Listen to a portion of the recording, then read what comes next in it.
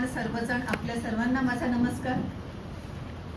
एक प्रसंग मला आठवतो वाचलेला, आणि अर्थातच हा प्रसंग कितपत खोटा माहित नाही.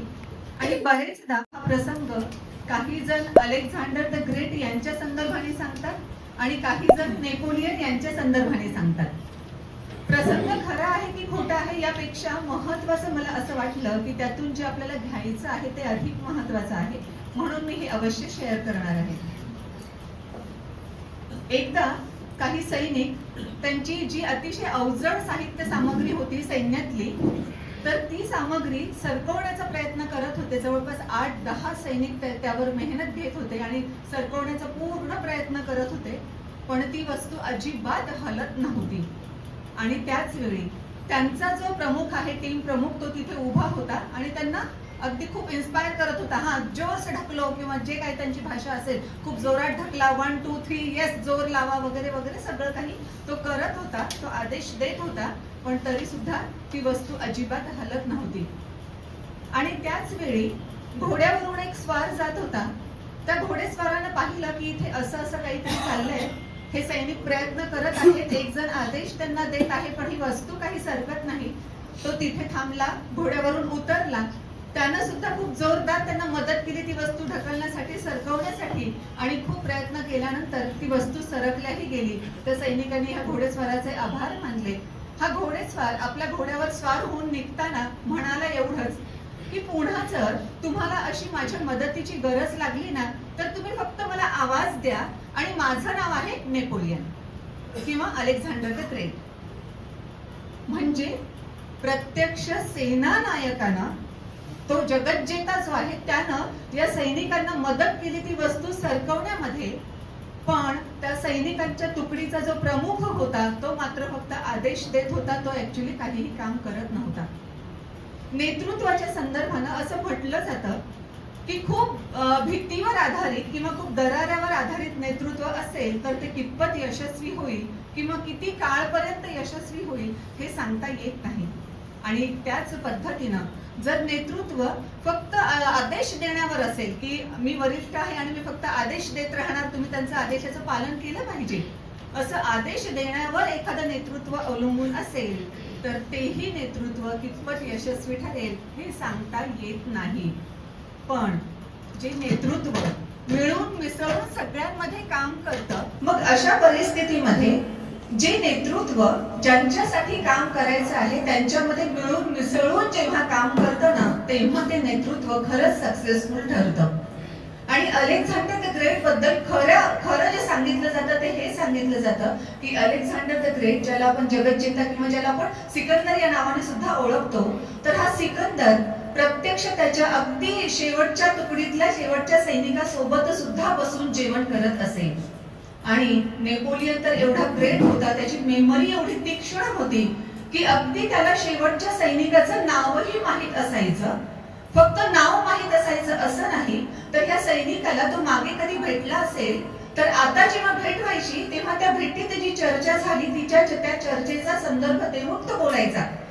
म्हणजे तो त्या सैनिकाला म्हणायचा, मागच्या वेळेस आपली भेट झाली होती तेव्हा तू सांगितलं होतंस तुझ्या आईची तब्येत ठीक नाही, आता ते ठीक आहे ना तुझ्या आईची तब्येत. एवढी त्याची मेमरी शार्प होती.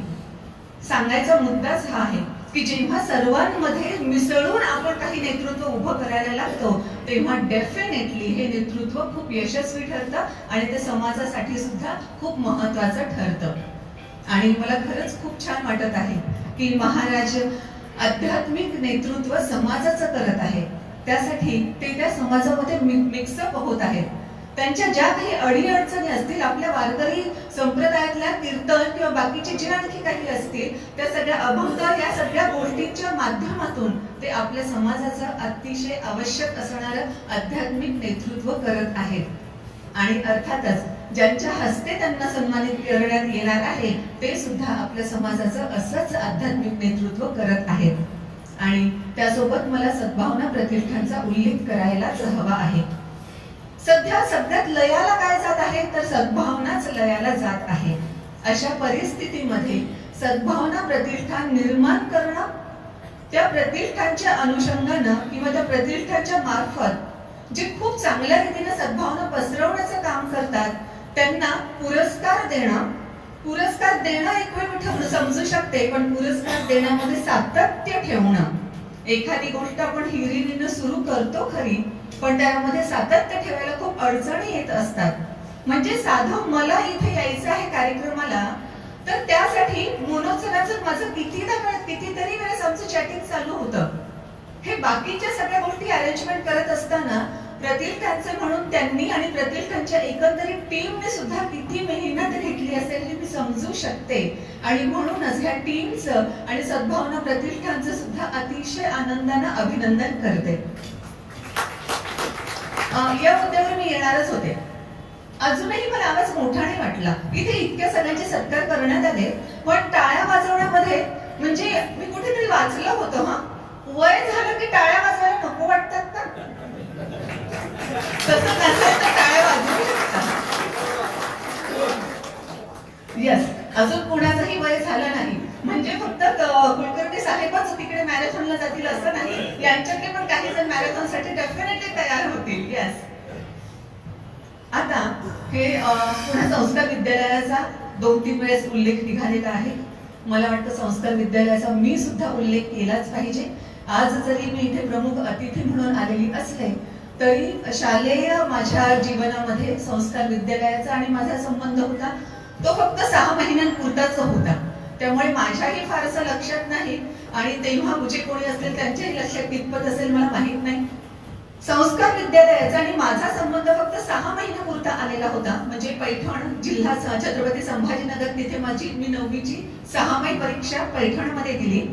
त्यानंतर संस्कार विद्यालयामध्ये मी 9वीची वार्षिक परीक्षा देण्यासाठी आले आणि 10वी साठी ऍडमिशन घ्यायला परभणीला गेले.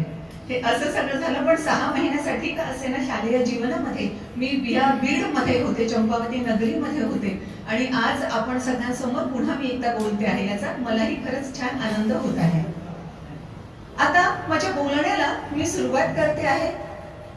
आपण एरवी तर म्हणतो खरं की व्यक्ती तितक्या प्रकृती, म्हणजे व्यक्ती तितक्या प्रवृत्ती. प्रत्येकाचा अनुभव विश्व वेगळं असतं, प्रत्येकाचा स्वभाव वेगळा असतो, प्रत्येकाच्या आयुष्यात येणाऱ्या समस्या वेगळ्या असतात. थोडक्यात काय तर प्रत्येक जण एक दुसऱ्यापेक्षा वेगळं असतं. म्हणजे इव्हन आपल्या हाताची बोट सुद्धा आपल्यासारखी नसतं. एक म्हणजे एका अंगठ्याचं दुसऱ्या अंगठ्याशी ती निशाण जमत नाही. अशा वेळेस एका व्यक्तीचा दुसऱ्या व्यक्तीशी स्वभाव जोडणं तर खूप कठीण असतं असं आपण नेहमी म्हणतो. या अर्थानं आपण प्रत्येक जण वेगळे आहोत असंही आपण म्हणत असतो. पण काही बाबतीमध्ये मला आपल्या सगळ्यांमध्ये खूप साम्य दिसतं बघा. मी तुम्हाला सांगते, जस्ट तुमच्या पण लक्षात येऊ शकेल ते. मी तेव्हा असं करायला पाहिजे होतं, ते तसं वागायला नकोच पाहिजे होतं. मी त्याला नकार द्यायला पाहिजे होता, हे होणार नाही माझ्याच्या वेळी सांगायला पाहिजे होतं. किंवा काही विद्यार्थी असतील, आता विद्यार्थ्यांमध्ये मला फक्त गौरी दिसते आहे आणि अजून काही विद्यार्थी आहेस ना तू, की तू पण ओके ठीक आहे. आता जास्ती विद्यार्थी होतीच, कदाचित पुढे पीजी पण करेल. सो विद्यार्थ्यांच्याही बाबतीमध्ये असं होतं ना, मी अभ्यास करायला पाहिजे होता, पण ते अभ्यास करण्याच्या ऐवजी ते स्क्रोलिंग करत बसलो आपण आणि म्हणून आपले मार्क कमी पडले. हे असंही होत असतं. म्हणजे आपल्यापैकी थोडक्यात सांगायचं मला हे आहे की आपल्यापैकी प्रत्येकाच्या आयुष्यात असे काही क्षण आलेले असतात जेव्हा आपल्याला पश्चाताप होतो की तेव्हा मी हे करायला पाहिजे होतं आणि केलं नाही, किंवा ते अजिबात करायला नको होतं पण ते मात्र केलं आहे. म्हणजे या बाबतीमध्ये आपण व्यक्ती तितक्या प्रवृत्ती असलो तरी सुद्धा या सगळ्या बाबतीमध्ये आपण अगदी सेम आहोत. आणि पश्चाताप जो होतो त्या पश्चातापाचा नंतर उपयोग होत नाही, कारण ती वेळ निघून गेलेली असते. अशा सगळ्या परिस्थितीमध्ये नेमकं त्या वेळेत डिसिजन घेता यावं आणि घेतलेलं डिसिजन इम्प्लिमेंट करता यावं याच्यासाठी काही आहे का, त्या संदर्भातच मी माझे काही मत जे आहे किंवा जे मला आपल्याशी शेअर करायचं आहे ते शेअर करणार आहे. मी तुम्हाला उदाहरण देणार आहे जे प्रत्यक्ष घडलेलं आहे अमेरिकेतल्या एका स्त्रीचं. हिचं नाव मेल रॉबिन्स. यस, तिचं नाव मेल रॉबिन्स. म्हणजे असली ती फिमेल तरी नाव तिचं मेल होतं, MEL एवढं तिच्या नावाचं स्पेलिंग फक्त. ही मेल रॉबिन्स जी होती ना, ती त्या क्षणी आयुष्याच्या अशा टप्प्यावर होती की कोणीही कम्प्लीट फेल्युअर म्हणायचं असेल तर तिच्याकडे बोट दाखवायचं. कम्प्लीट फेल्युअर, आयुष्यात काहीही चांगलं नाही. नवऱ्याचा बिझनेस बुडाला आहे, त्यानंतर हिच्या हातामध्ये कोणताही जॉब नाही, हिला अँझायटी खूप आहे, हिला बऱ्याच गोष्टी करायच्या असतात पण ती अंथरुणातून बाहेर पडूच शकत नाही. म्हणजे तासन तास नव्हे तर दिवसेंदिवस ती अंथरुणातच लोळत पडलेली असते. त्यामुळे अर्थातच अंथरुणामध्ये पडायचं, हाताला जे पॅकेट्स येते त्या पॅकेट मधलं खात राहायचं आणि पुन्हा अंथरुणातच झोपायचं, पुन्हा अंथरुणातच लोळत पडायचं. हे सगळं करता करता ती हेवी वेट झालेली होती. अर्थात तिला माहित होतं की हे सगळं चुकतंय, पूर्ण आपलं आयुष्यच चुकतंय. आपण या अंथरुणातून उठायला हवं, पुढे जायला हवं. आपल्या आयुष्यासाठी, आपल्या स्वतःच्या फिजिक्ससाठी आपण व्यवस्थित डाएट केलं पाहिजे, व्यवस्थित आपण जिम केलं पाहिजे. हे सगळं तिला माहित होतं. नवऱ्याचा बिझनेस पूर्ण कोसळलेला आहे तर आपण जॉब ऍप्लिकेशन्स केले पाहिजे, जॉब घेतला पाहिजे आणि आपण हे आपलं घर सावरलं पाहिजे. हे सगळं तिला माहित होतं. काय करायला पाहिजे बहुतांश वेळेस आपल्यालाही माहित असतं, पण ते करण्यासाठी आपल्याला अडथळे येत असतात. आणि एक्झॅक्टली हिच्या बाबतीमध्ये सुद्धा तेच होतं. काय करायचं आहे सगळं माहित होतं पण ती करत काहीही नव्हती. पण एक दिवस मात्र असा आला तिच्या आयुष्यात ज्या दिवशी ती नेहमीसारखंच अंथरुणात पडलेली होती. चॅनलवरचे वेगवेगळे चॅनल ती टीव्हीचे रिमोट वरून बदलत होती आणि असंच बदलता एक चॅनल तिनं लावलं. त्या चॅनलवर एक जाहिरात चालू होती. त्या जाहिरातीमध्ये रॉकेट लॉन्चिंगचा एक संदर्भ होता आणि म्हणून रॉकेट लॉन्चिंग दाखवण्यात येत होतं.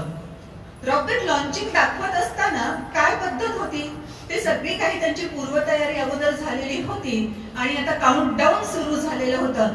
5 4 3 2 1 वन म्हणतात क्षणी रॉकेट लॉन्च झालं. आणि त्या क्षणी ह्या रॉकेट लॉन्चिंगचा संदर्भ पाहिल्यानंतर या मेल रॉबिन्सच्या डोक्यात असं आलं की ह्या काउंट डाऊनमुळे जर रॉकेट लॉन्च होत असेल अवकाशामध्ये तर माझंही आयुष्य ह्या काउंट डाऊनमुळे खूप लॉन्च होऊ शकतं का आणि सगळं काही काम मी करू शकते का. कारण तिच्या लक्षात हे आलं की रॉकेट लॉन्चिंगच्या वेळेस काय होतं, सगळी तयारी केलेली असते. आता फक्त काउंटडाऊनवर लक्ष असतं आणि ज्या क्षणी 1 म्हटलं जातं त्या क्षणी काहीही विचार पुढचा मागचा न करता रॉकेट लॉन्च केलं जातं. आणि आता तिच्या लक्षात आलं की यस, माझ्या सुद्धा आयुष्याचं रॉकेट मी असंच लॉन्च करू शकते. तिला काय करायचं माहित होतं. त्यामुळे तिनं त्या संध्याकाळी काय केलं, स्वतःच्या शरीराला कसं बसं उचललं, जरा कामाला लावलं. जॉगिंग साठी जाण्याचे शूज, जॉगिंग साठी जाण्याचे घालायचा ड्रेस, बॉटल वगैरे वगैरे सगळं काही तिनं बेड जवळच आणून ठेवलं. नेहमीप्रमाणे ती झोपली. सकाळी जेव्हा अलार्म झाला तेव्हा अगोदर तिच्या डोक्यामध्ये सेकंड थॉट यायचा, उठून तरी काय करायचंय, पुन्हा आपल्याला हे अंथरुणावरच लोळायचंय ना, मग उठायचं कशाला, उठून तरी आपण असे काय तीर मारणार आहोत, जाऊ दे झोपूया अजून थोडा वेळ, 5 मिनिटांनी असा काय फरक पडतो. असा सेकंड थॉट तिच्या डोक्यामध्ये यायचा आणि प्रत्येक वेळेस अलार्म स्नूज केला जायचा. पण यावेळेस रॉकेट लॉन्चिंगचं तिच्या डोक्यात होतं. त्यामुळे ज्या क्षणी अलार्म झाला तिने अलार्म बंद केला, लगेच काउंटडाऊन सुरू केलं. 5 4 3 2 1 वन म्हणता क्षणी बेड मधून झटकन ती उठली. ताबडतोब तिने शूज घातले, ड्रेस बदलला, वॉटर बॉटल घेतली आणि लगेच जॉगिंगला बाई निघाली सुद्धा. यस, तिला ते खूप छान वाटलं. मेन तिला छान काय वाटलं, मी जे ठरवलं ते मी करू शकले. आपल्यालाही अनुभव येत असेल बघा, आपण काहीतरी ठरवतो पण मोस्ट ऑफ द टाइम्स आपल्याच हलगर्जीपणामुळे ते आपण करत नाही आणि सेल्फ आपण ब्लेम करत राहतो की हे मला जमत नाही, ते मला करता येत नाही. पण जेव्हा आपण काहीतरी ठरवतो आणि ते करतो तेव्हा मनातल्या मनात का असेना आपण शाबासकीची थाप एक स्वतःच्या पाठीवर मारून घेत असतो. तशीच शाबासकीची थाप तिने स्वतःच्या पाठीवर मारून घेतली आणि तिला आता एक मस्तपैकी एक सोल्युशन सापडलेलं होतं की जे काम करायचं आहे माहित आहे पण करण्यासाठी आपण पुढे जात नाही, त्या कामाला हे काउंटडाऊन करायचं. यस, आज मला जॉबचे ऍप्लिकेशन्स भरायचे आहेत, इतक्या जाहिराती पाहायच्या आहेत आणि त्या सगळ्या जाहिरातींसाठी जॉब ऍप्लिकेशन्स द्यायचे आहेत. लगेच पुन्हा काउंटडाऊन की बसली बाई, लगेच जाहिराती पाहिल्या की लगेच ऍप्लिकेशन धाड धाड धाड सगळ्यांना दिले पाठवून. असं करता करता काही महिन्यांमध्ये तिच्या नवऱ्याचा बिझनेस सेटल झाला. तिला खूप चांगल्या पद्धतीचा जॉब मिळाला. तिचं हेवी वेट जे होतं ती अगदी स्लिम शिडशिडीत आणि व्यवस्थित झाली, ती हेल्दी झाली व्यवस्थितरित्या आणि मनानं खूप आनंदी झाली. हे सगळं फक्त हो कशामुळे शकलं, हे काउंट डाऊन तिनं प्रत्येक जिथे जिथे इम्प्लिमेंट करायचं आहे पण आपण करू शकत नाही हे लक्षात येत होतं. त्या प्रत्येक ठिकाणी ती इम्प्लिमेंट करत होती. सेकंड थॉटला अजिबात ती जागाच देत नव्हती. सेकंड थॉट येण्याच्या आत ती कृती करून किंवा कृतीला सुरुवात करून मोकळं होत असे. आता मनोज साहेबांनी कुलकर्णी साहेबांच्या संदर्भाने आंब्याचा विषय काढला होता की आंबे त्यांचे फार गोड असतात वगैरे वगैरे. आंब्याचं झाड हे खूप गोड आहे, कोय आपण त्याची पेरणार आहोत. ही कोय जी आहे ती अतिशय गोड आंबा देणारी आहे. पुन्हा या झाडाला आंबे जेव्हा लगडतील तेव्हा खूप मोठ्या संख्येनं येतील हे आपल्याला माहित आहे. पण ही कोय आपण जर मातीत रुजवली नाही तर काय होणार आहे? गोड आंबे येतील? अजिबात येणार नाही. गोड आंबे सोडा, आंबेच येणार नाहीयेत. स्विमिंग कसं करायचं आहे यातले जे एक्सपर्ट स्विमर आहेत त्यांनी लिहिलेली पुस्तकं सगळे आपण वाचून काढले. आपल्याला सगळ्या ट्रिक्स माहित झाल्या. आपण स्विमिंग करत असताना प्रॅक्टिकल प्रॉब्लेम्स कोणते कोणते येऊ शकतात हे आपल्याला माहित आहे. प्रॅक्टिकल प्रॉब्लेम आल्यानंतर सोल्युशन्स कसे काढायचे हे सुद्धा आपण अगदी मन लावून पाठ केलेलं आहे. पण जर आपण पाण्यात पाय टाकलाच नाही तर आपल्याला स्विमर म्हणणार आहे का कोणी? अजिबात नाही. एक्झॅक्टली. आपण जर आपल्या आयुष्यात डोकवून पाहिलं तर बरेचदा आपल्या लक्षात येतं काय करायचं माहित असतं. माहित नाही असं काहीच नाही. माहित असतं पण ते करण्यासाठी आपल्याला काही मोटिवेशनच नसतं किंवा अशी डिसिप्लिन सुद्धा आपल्यामध्ये नसते की कोणी मोटिवेट करण्याची गरज नाही. माझा डिसिप्लिन आहे, इतक्या वाजता हे होणार म्हणजे हे होणार, दररोज मी हे करणार म्हणजे करणार. किती जण असतील आपल्यापैकी ठरवलेले की दररोज मला किमान पुस्तकाची 5 पानं तरी वाचायची आहेत बरं का. पण नाही, वेळच भेटत नाही. कारण आपण तेवढं सिरियसली घेतलं नाही. पुस्तक आपण काढून सुद्धा ठेवतो तिथे टेबलवर की झोपण्याच्या अगोदर मला ह्या पुस्तकाचे किमान 5 पान वाचायचेच आहेत. पण आपण ते वाचत नाही. मग अशा प्रत्येक ठिकाणी जिथे आपल्याला मोटिवेशन बाहेरून मिळणार नाहीये किंवा आपल्या अंगभूत अशी डिसिप्लिन नाहीये तिथे हा काउंट डाऊन डेफिनेटली आपल्याला आपल्याला उपयोगाचा ठरू शकतो. या 5 पानांचंच उदाहरण घेऊया. आता आपण बेडवर गेलो आहोत, आता झोपणार आहोत की इमिजिएट काउंट डाऊन 5 4 3 2 1 पुस्तक हातामध्ये घेतले, 5 पान वाचले, ठेवून दिलं पुस्तक, मग आपण झोपी गेलो. म्हणजे जे काम करणं आवश्यक आहे आपल्याला माहित आहे पण त्यासाठी कोणी मोटिवेट करणार नाहीये. आपल्याला डिसिप्लिन नाहीये स्वतःहून ते काम करण्याची. तिथे हे आपल्याला काउंट डाऊन 5 सेकंदांचं काउंट डाऊन आपल्याला धक्का देतं आणि काम करण्यासाठी आपल्याला पुश करतं. कार मधला पहिला गिअर टाकणं अवघड आहे. एकदा पहिला गिअर व्यवस्थित टाकता आला ना की सेकंड थर्ड फोर्थ फिफ्थ व्यवस्थित छान टाकता येतात सगळे. तर हा पहिला गिअर टाकण्याचं काम हे काउंट डाऊन डेफिनेटली करत असतं. जेव्हा आपल्याला सगळं माहित असतं की काय काय करायचं आहे पण कसं करायचं हे माहित नाही तेव्हा सुद्धा याचा आपल्याला खूप मोठा उपयोग होऊ शकतो. बेसिकली होतं काय, आता पुन्हा आपण अलार्मचं उदाहरण घेऊया. खूप जण अलार्म लावतात आणि स्नूज करतात म्हणून सांगते. जेव्हा अलार्म आपणच लावलेला असतो, किती वाजता उठायचं आपणच ठरवलेलं असतं, त्यानुसार दिवस सगळा शेड्यूल आपणच केलेला असतो. पण जेव्हा अलार्म होतो तेव्हा अलार्ममुळे उठण्याच्या ऐवजी डोक्यात सेकंड थॉट येतो, आज खूप थंडीच आहे ना, जरासं 10 मिनिटं झोपूया, काही हरकत नाही, किंवा जाऊ दे ना आता आजपासून कशाला, उद्यापासून आपण नियम पाळू ना. झालं, सेकंड थॉट डोक्यात आला की आपण ते काम लांबणीवर टाकतो. अशा वेळेस कोणत्याही भावना डोक्यामध्ये येऊ न देणं किंवा सेकंड थॉट डोक्यामध्ये येऊ न देणं यासाठी महत्वाचं हे काउंट डाऊन ठरतं. जस्ट एक इमॅजिन करा, रनिंगची स्पर्धा चालू आहे, म्हणजे सुरू होणार आहे. सगळे रनर्स जे आहेत ते आपापल्या पोझिशन्स घेऊन उभे आहेत किंवा जे काय ज्या पद्धतीने त्यांनी पोझिशन घेतली पाहिजे ती त्यांनी पोझिशन घेतलेली आहे. आता या सगळ्या रनर्सचं लक्ष कुठे असतं? पूर्णपणे त्यांचं लक्ष त्या आवाजावर असतं की आता काउंट डाऊन सुरू होईल. आणि जस्ट काउंट डाऊन सुरू होतं, 5 4 3 2 1 म्हणताच क्षणी आता हे विचार करतात का तोच मला वाटतं गोल्ड मेडल त्यालाच मिळणार आहे, त्याची किती स्पीड आहे, त्यानं किती प्रयत्न केला, मला आता होणारच नाही, असा काही थॉट डोक्यात येतो. माझा पाय थोडासा मुचकलाय, मला पळता येईल की नाही सांगता येत नाही, काही थॉट डोक्यात येतो, अरे इतकं कशाला?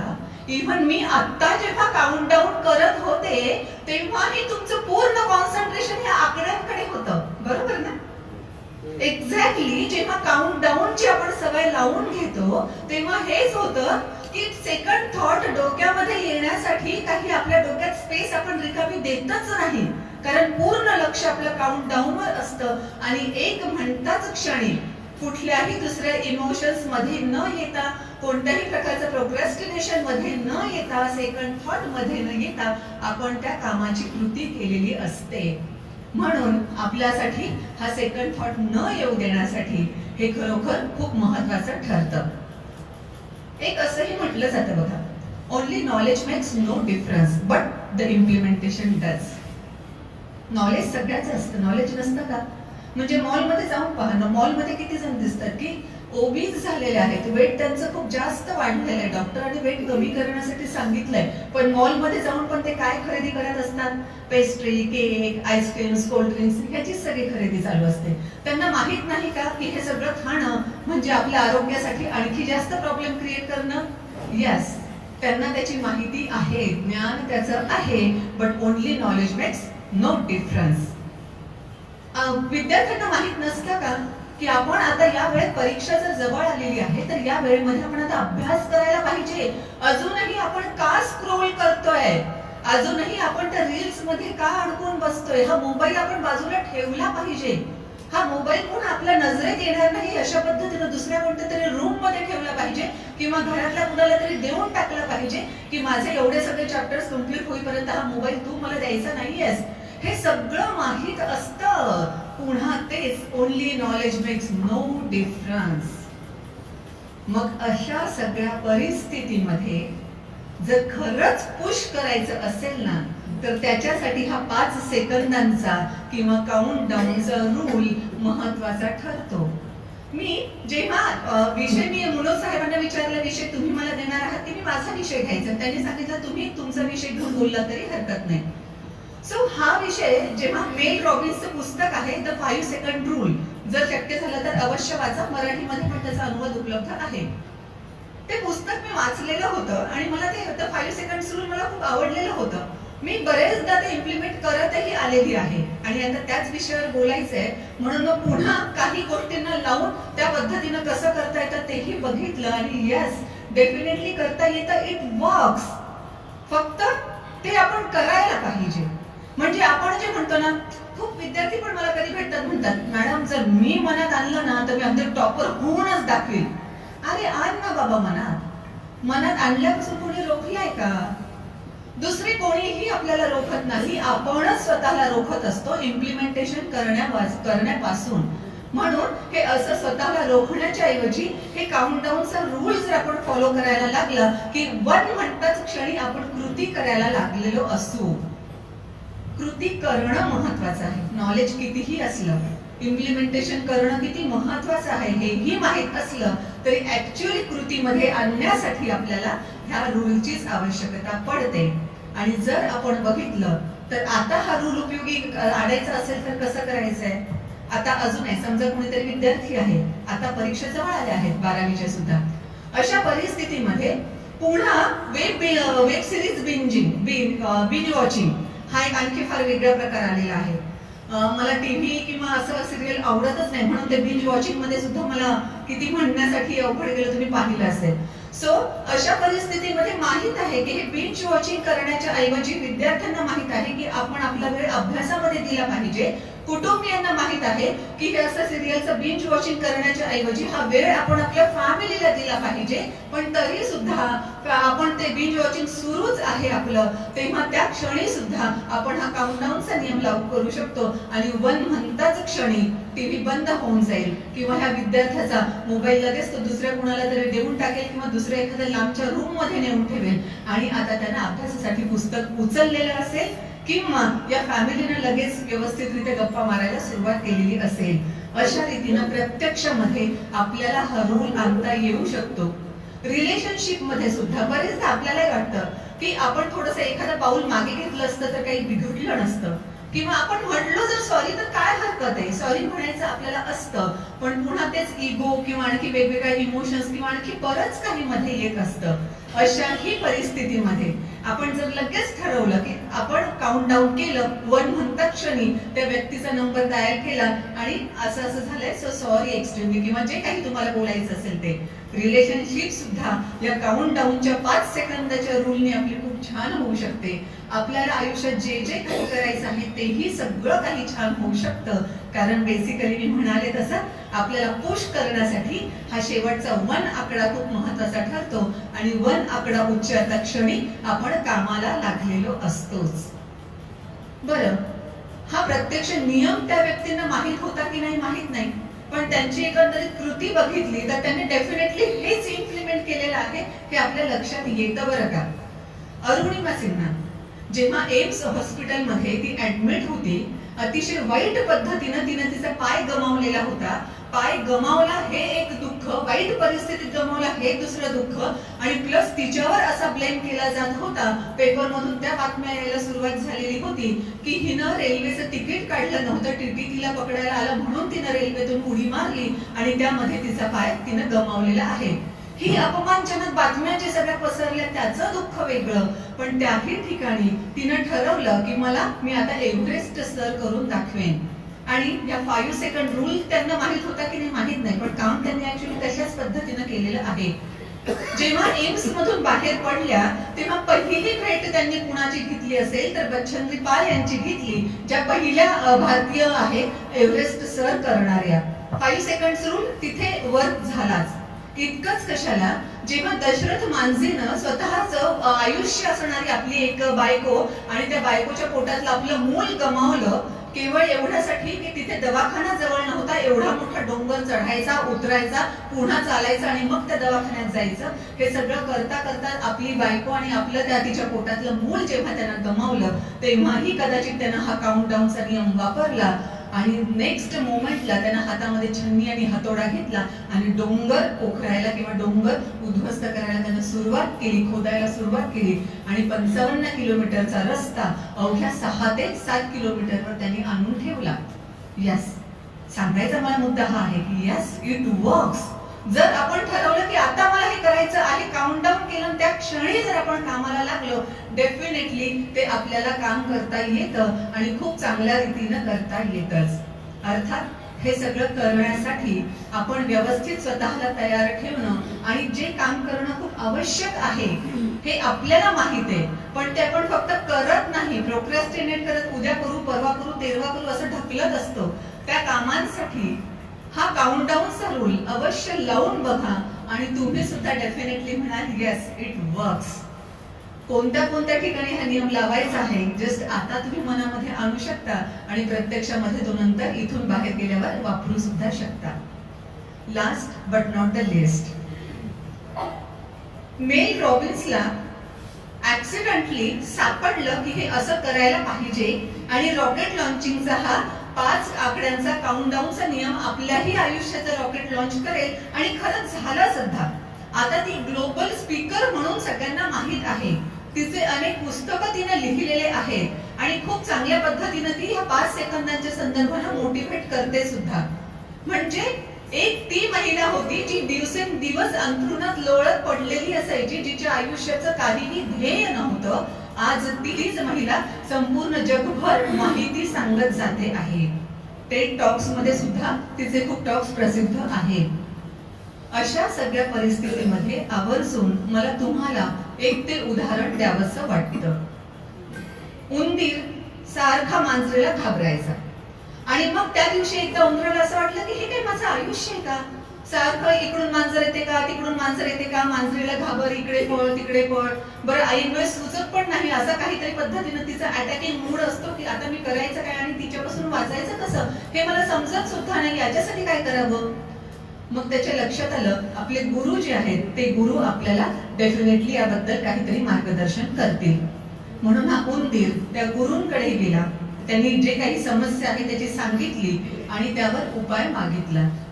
गुरूंनी उपाय काही तोंडी सांगितलं नाही. हे भलं एवढं मोठं जाडं पुस्तक होतं, मांजरीपासून वाचण्याचे 1001 उपाय, हे पुस्तक त्यानं त्याच्या हातामध्ये देऊन टाकलं उंदराच्या, सांगितलं ह्याच्या सगळ्या परिस्थिती आहे आणि त्या प्रत्येक परिस्थितीतून वाचायचं कसं, याचे उपाय आहेत, हे तू व्यवस्थित लक्षात ठेव, मांजरीपासून तुला कधीही धोका होणार नाही. उंदराला खूप छान वाटलं, एवढं मोठं पुस्तक, 1001 उपाय, आता मांजर मला कधी पकडूच शकणार नाही. पण लगेच त्याच्या लक्षात आलं की हे पुस्तक जर मी इथे वाचत बसलो तर मागून येऊन मांजर मला कधी गट्टम स्वाहा करून टाकेल, समजायचं नाही. त्याच्यापेक्षा मी असं करेन की हे पुस्तक घेऊन उंच डोंगरावर जाईल आणि डोंगरावर जाऊन मी ते पुस्तक तिथे वाचेल. एवढं भलं जाडजूड पुस्तक घेऊन तो डोंगराच्या एकदम वर शिखरावर गेला आणि तिथे बसून त्यानं पूर्ण 1001 उपाय वाचून काढले, मनन केलं, प्रत्येक नियम त्याच्या अगदी व्यवस्थित लक्षात होता. आता कॉन्फिडन्स इतका जबरदस्त आला की 1001 उपाय माझ्याकडे आहे, आता मांजर माझं काहीच वाकडं करू शकत नाही. आणि म्हणून आता आपल्या घराकडे तो परत निघाला होता. घरी परत जाण्याचे 2 रस्ते होते, एक चांगला मस्त व्यवस्थित होता आणि दुसरा मात्र अतिशय नॅरो रस्ता होता, दरीच्या जवळचा, दरीमधून जाणारा. इतका नॅरो होता की तिथून एकच प्राणी कोणीतरी जाऊ शकेल, एकतर उंदीर हा इकडून जाईल किंवा तिकडून एखादा उंदीर येणार असेल तर दोघांपैकी कोणाला तरी मागे जावं लागेल, त्याच्याशिवाय पुढे जाता येणारच नाही. इतका नॅरो तो रस्ता होता. पण यानं याचा कॉन्फिडन्स इतका जबरदस्त वाढलेला, आता मांजर माझं काहीच करू शकत नाही, म्हणून मी आता त्या नॅरो रस्त्यानं जाईल, मला कोणी काही करू शकणार नाही.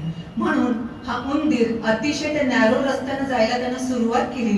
जवळपास अर्धा रस्ता त्यानं पूर्ण केला, रस्त्याच्या मध्यभागी आला आणि त्यानं बघितलं की त्याच रस्त्यावरून समोर आता मांजर येत आहे.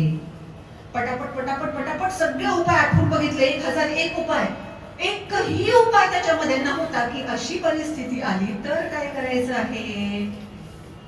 आता घाबरल्यानंतर आता गुरूंवर चिडला सुद्धा. हे तुमचं एवढं मोठं पुस्तक वाचून काढलं, सगळं डोक्यात घेतलं, अरे पण अशा परिस्थितीसाठी तर तुम्ही एक पण उपाय त्या पुस्तकात दिला नाही ना, आता काय माझं, हे याच्या डोक्यात चालू असताना मांजर पुढे पुढे पुढे येत होतं आणि एका क्षणी हा इतका घाबरला, त्या पुस्तकावर चिडला, गुरुवर चिडला, पुस्तक जोरदार त्यानं भिरकावून दिलं. यानं पुस्तक भिरकावलं, तिकडे मांजर घाबरलं. अरे कालपर्यंत मी दूर दिसता क्षणी मागच्या मागे पळून जाणारा हा उंदीर आज एवढं जाडजूड पुस्तक माझ्याकडे भिरकावतोय, नक्कीच याच्यात काहीतरी खूप जास्त पॉवर आलेली असणार, आता आपण पळा. मांजर लगेच पळून गेलं आणि उंदराला लक्षात आलं की मांजरापासून वाचण्याचा तो 1002 नंबरचा उपाय होता. मेल रॉबिन्सला अंथरुणात लोळत असताना तिचा उपाय सापडला. या उंदराला पुस्तक भिरकावल्यानंतर त्याचा उपाय सापडला. तसं प्रत्येकाला आपल्याला सुद्धा आपले आपले उपाय सापडतील, किंबहुना आपण ते जाणीवपूर्वक शोधावे लागतील. प्रत्येक समस्येसाठी, एका समस्येसाठी त्याला हा उपाय उपयोगात आला म्हणून आपल्यालाही हाच उपाय उपयोगात येऊ शकतो असं नसतं. म्हणून आपला हा 1002 नंबरचा उपाय शोधणं आणि त्यानंतरचे हे सगळे उपाय शोधणं आपल्या स्वतःच्या हाती आहे, हे डेफिनेटली लक्षात ठेवलं तर नक्कीच आपण कोणत्याही प्रकारच्या परिस्थितींना हँडल करू शकतो. आपल्या सर्वांना मी सदिच्छा देते, शुभेच्छा देते आणि इथे थँक्यू सो मच.